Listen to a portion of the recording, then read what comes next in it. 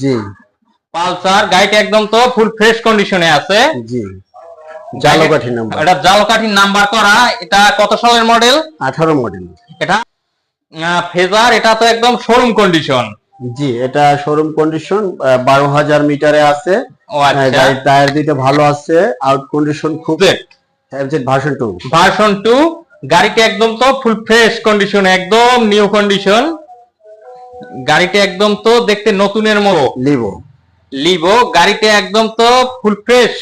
জি এটা একদম বলতে গেলে মধ্যবিত্তদের বাইক।